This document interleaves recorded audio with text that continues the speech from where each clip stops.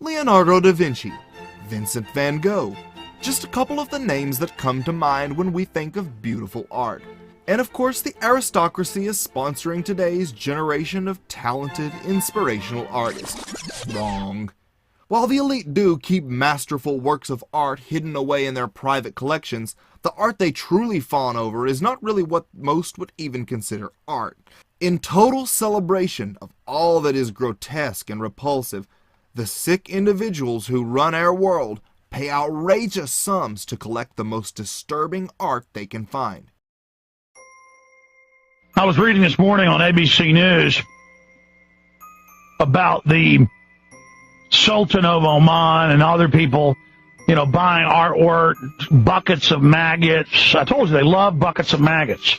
Images of dead children and maggots, crystal skulls, formaldehyde, fish tanks with dead cows in them, dressed in gold, Jesus with maggots all over him. And, they'll spend 10, 20 million a piece. They'll spend, in one case, 99 million on one of them.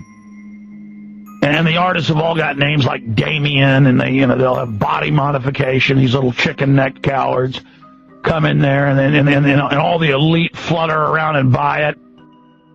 See, that's who rules things. That's who runs it.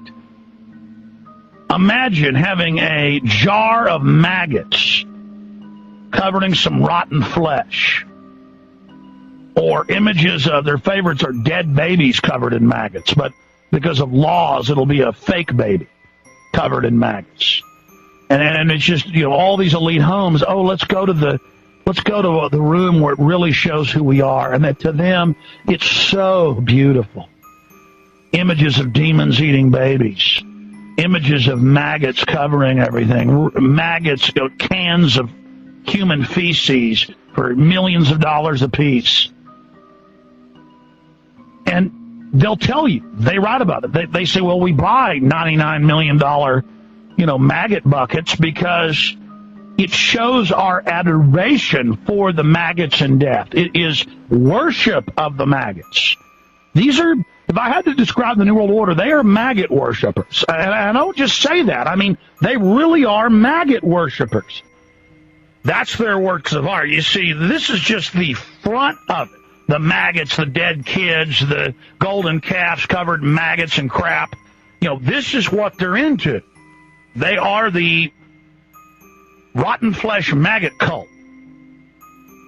And to them, stinking flesh, rotten death, piles of blood, vomit, bile is beautiful.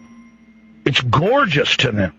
Whereas a normal person recoils. A normal person loves a gorgeous vista, the ocean, a sunset, a beautiful woman, or a man could admire, a athlete or a singer.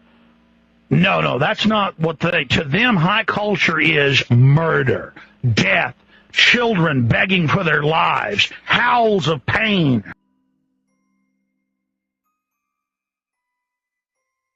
Take, for example, Washington, D.C. power broker Tony Podesta, brother of John Podesta, former White House Chief of Staff.